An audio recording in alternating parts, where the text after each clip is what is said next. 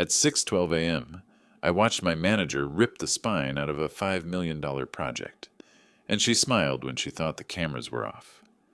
The office was a mausoleum at that hour. Rows of cubicles glowed faintly with screensavers. The HVAC muttered in the vents, and the air carried that strange cocktail of burned coffee and cleaning chemicals. I wasn't supposed to be there, at least not according to her. She'd made a habit of telling me I lacked boundaries, that real leaders didn't need to arrive before sunrise. But that morning something gnawed at me. Call it instinct or paranoia, but I badged in early and went straight to level 12, where the project servers were housed. The door to the glass-walled project lab was ajar. A flicker of light bled into the hall. When I stepped closer, I froze. Inside, my manager, press blouse, lipstick too sharp for that hour, was hunched over a workstation. One by one, she ejected labeled drives and tossed them into a shredding bin. Paper binders, the kind procurement demanded for compliance, were being fed into a cross-cut shredder humming under the desk. Her face was relaxed, almost serene. I knew those binders. I had written half the change requests inside them. That stack represented 6 quarters of work and $5 million in vendor contracts. She paused only once to wipe her palms on a silk scarf, then leaned over the keyboard. Lines of commands scrolled down the console, deleting variables, tearing through environments like wildfire. I caught fragments of text reflected in the glass. Prod, odem, destroy, roll back, cleanse. She wasn't troubleshooting. She was erasing. I should have confronted her, stormed in, demanded an explanation. Instead, I stood back, heart racing, and pulled out my phone. Not to call, not to film. That would make me part of her crime. No, I opened the immutable logging client I'd installed months ago in secret. One tap, and the system began recording every command entered in that room. A write-once audit trail encrypted and mirrored to a storage node she couldn't touch. The scrape of her heels startled me. She crossed to the cabinet and yanked open a drawer. More files hit the shredder, confetti spitting onto the carpet. She laughed quietly, a sound too sharp for the dead air. "Clean slates?" she whispered, as if coaching herself. Then I saw it, a leather briefcase sitting on a chair in the corridor ahead. It didn't belong to her. I knew that bag. Monogrammed initials in gold. It belonged to the COO, so I wasn't the only one here early. I kept perfectly still, hidden in the sliver of shadow by the vending alcove. The COO hadn't shown himself yet, but his bag meant he was close. Watching? Listening? I couldn't tell. My manager returned to the desk and jabbed the enter key. The monitors blinked black. The hum of the servers shifted pitch. Like a choir gasping for air, she leaned back, satisfied, brushing confetti off her sleeves. I felt my fists clench. 16 months of planning vendor audits, late-night deploys, all erased in less than 20 minutes. But rage wouldn't help me. Evidence would. So I let my phone screen dim and tapped one silent message to security. Badge anomaly on L12. Don't intervene yet. Because this wasn't just sabotage. This was theater. And I was about to let the performance run. So when the curtain finally dropped, no one could pretend they hadn't seen who set the fire. You don't argue with arson while the building burns. You pull the sprinkler lever and log who gets wet. That's how it felt, standing in the silent corridor, with the evidence ticking into my audit trail. My manager left the lab at 6:30, calm as a surgeon who'd just finished a clean incision. She carried nothing but a tablet under her arm, but the bin of shredded paper and the disabled servers told the story. When the glass door clicked shut, I slipped inside. The room smelled of ozone and hot plastic. Server racks still hummed, but their lights were blank where production should have been alive. On the desk, one monitor glowed faintly, waiting for input. I didn't touch it. Instead, I slid my own laptop out of my bag and tethered into a cold port I'd set up months ago for emergencies exactly like this. The mirror copy began to flow, terabytes streaming into sealed storage, each checksum verified twice. I watched the progress bar crawl and forced myself to breathe evenly. Behind me, the shredder bin bulged with strips of contracts and compliance letters. I took one photo, wide frame, time-stamped, and uploaded it to the audit vault. Not my phone gallery, not a company drive. A chain of custody repository externalized in real time. If she tried to accuse me later, she'd have to rewrite math itself to argue with those hashes. At 6:47, I pinged two names, Jonas from Night Shift IT and Priya from Ops. Both owed me favors, both trusted me enough not to ask stupid questions. They arrived separately, badged in without a word.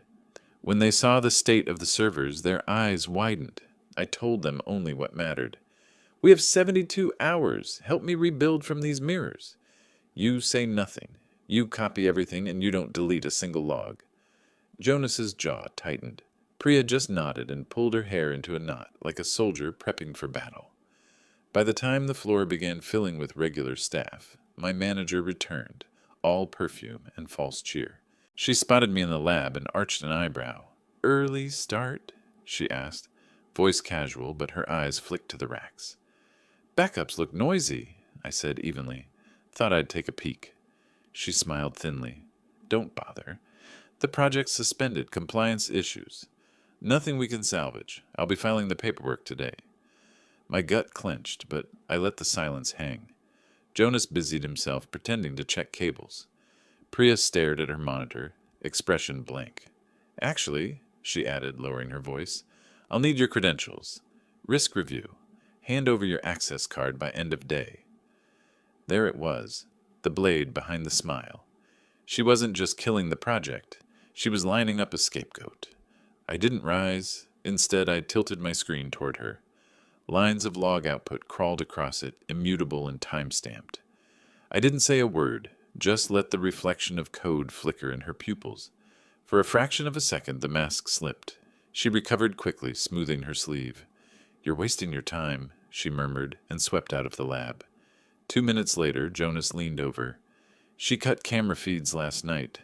Said maintenance, but L12 corridor cam was still hot. IT compliance just confirmed. Whole thing's on tape." My pulse quickened. If the COO had been in that corridor, then the overlap was perfect. The footage would show both his briefcase and her sabotage. At 8:01, a ping hit my inbox. Calendar invite.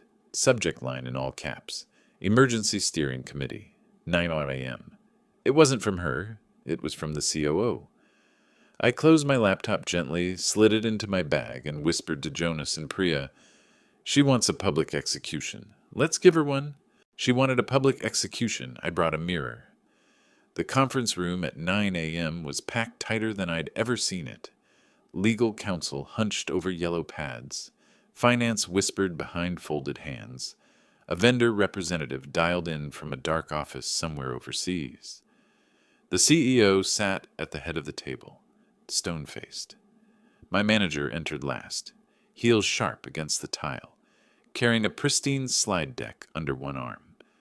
I'd been in rooms like this before, controlled theater, where the accused was framed, dismantled, and quietly removed. She was staging one now, only she didn't know the script had already been rewritten. "Thank you all for joining on short notice," she began, voice smooth as glass. "I regret to inform you that our flagship initiative has suffered severe non-compliance. I have suspended the project to protect the company's reputation. Unfortunately, my lead here," she gestured toward me without looking, "failed to maintain proper controls. The environment was compromised, documentation incomplete, and frankly, I questioned the professional judgment that kept us on this path." Slides clicked, on screen, screenshots cherry-picked, timelines cropped, invoices stripped of context. She painted a picture of chaos, and me as its architect. I let her talk, let the venom pool. Every lie she told I noted in silence. When she finally ceded the floor, the room exhaled as if waiting for my defense. I didn't raise my voice. I didn't even stand. "I'd like to submit 3 exhibits," I said quietly. First, a tamper-proof system log. Projected on the wall, lines of time-stamped commands lit up. Prod, inv, destroy, rollback, cleanse, all executed under her credentials at 6:12 a.m. Immutable storage, I added, verified by IT compliance. The hash values are here. Second, an asset movement report from facilities. Drives removed, shredder bin accessed, all during her early badge swipe. Time synced, unalterable. Third, a series of vendor invoices routed through her approval chain. Payments scheduled for deliverables never approved by steering. Side notes indicating expedite with no supporting contracts. Her face drained of color. Still, she tried. Fabricated. He's desperate. These logs could be doctored and, unless cryptographic hashes are now optional, I cut in softly, and unless facilities falsifies physical badge data, which would mean collusion across half the company. The vendor rep's voice crackled through the speakerphone. We were instructed to accelerate prepayment schedules. By her office. It was unusual, but... He stopped himself, too late. The silence that followed was surgical. Every gaze in the room swung toward her. She opened her mouth, closed it, then tried again. This is outrageous. I was preventing a larger failure. If I hadn't intervened, we'd all... A throat cleared at the far end of the table. The COO, his voice was quiet, almost conversational. Before we go further, I arrived at 5:58 this morning. Every head turned. He folded his hands, gaze steady, and I saw everything. The room shifted on its axis. The executioner's stage collapsed under her feet. And suddenly, it was my move. I didn't ask them to believe me. I made them choose. The COO's words hung in the air like a guillotine blade. My manager froze, her mouth still open as if she could argue the sound itself away. The CEO leaned forward, fingers steepled, watching the room tilt in real time. I saw her in the project lab, the COO continued, voice level, handling drives, feeding binders into the shredder, typing commands that terminated production environments. No one asked her to do that. No one authorized it. Her composure cracked. That's a lie, she snapped. You must have misinterpreted. You called the cleaning crew off, the COO interrupted, steel in his tone now. You scheduled a camera outage. You thought no one was here. But I was. The silence was brutal. Even legal didn't shuffle papers. Finally, she tried again, weaker this time. I was saving the company. Her finger jabbed at me. He let the project collapse. I intervened. That's what leaders do. Protect the company. I pushed my chair back slowly. The screech of metal legs on tile was deliberate, loud, unmissable. I stood, laid a thin folder on the table, and looked directly at the CEO. I don't want belief, I said. I want a choice. From the folder, I slid one sheet forward. A recovery plan already time-stamped, already signed by the 2 engineers who had joined me. 72 hours, that's all I need. We can resurrect the project in working order by Monday morning, but only under certain conditions. I listed them one by one, each word crisp, irreversible. 1. Her authority is frozen, effective immediately. 2. The full budget is restored, every dollar. 3. Overtime is greenlit for my team, hazard pay included. 4. Formal whistleblower protection for anyone who testifies or contributes. 5. Direct oversight from this board. No middle filters, no spin. The CEO blinked. And if you fail? Then I resign, I said. With every finding in that audit trail filed externally. Regulators, press, take your pick. I won't drag this company down, but I won't bury the truth either. The vendor rep coughed nervously on the line. Legal scribbled furiously. Finance whispered about exposure. But all eyes returned to the CEO. My manager tried one last time. This is extortion. He's cornering you. I shook my head. No, this is accountability. Something we've been starved of in this building. The CEO's pen tapped twice against the table. Then he signed the bottom of my sheet. The ink bled into the paper like a verdict. Conditions granted, he said. Effective now. Security, waiting just outside, stepped into the room. The COO nodded once. A beep sounded, the sound of a badge deactivated. She gasped, reaching for her lanyard, staring at the red light blinking back at her. Her voice cracked into a scream. "You can't do this to me!" But they already had, and I hadn't even begun. We didn't sleep. We built. From the moment security walked her out, the countdown began. 72 hours to pull a corpse back from the grave and prove I hadn't gambled the company's future on bravado. The lab became a war bunker, whiteboards filled with scribbles until there wasn't a square inch left, pizza boxes stacked in corners, coffee cups balanced on server racks, the hum of cooling fans blended with the tap of frantic keyboards. Jonas dove into system mirrors, fingers flying, muttering checksums like prayers. Priya handled ops like a surgeon in crisis, rerouting dependencies, mapping broken integrations against backup snapshots. We tore apart the ruins she left behind, whole environments gutted, configurations salted with false flags, vendor hooks booby-trapped to crash if we tried to relaunch without her credentials. Every discovery made my stomach knot tighter. She hadn't just sabotaged the project, she'd engineered a collapse so thorough that no outsider would have believed it wasn't negligence. But we didn't stop. At 2 a.m. the first night, I found Priya in the stairwell, eyes rimmed red, shoulders shaking. She whispered, "What if we can't?" I sat beside her, not with pep talk, just specifics. Which modules we had live, which ones were staging, which ones we could fake until Monday. Fear dissolves in the face of detail. She nodded, wiped her eyes, went back in. By Saturday, the lab smelled like sweat and fried circuits. My phone buzzed constantly. Finance checking costs, legal asking for updates, HR circling like vultures. I ignored them all.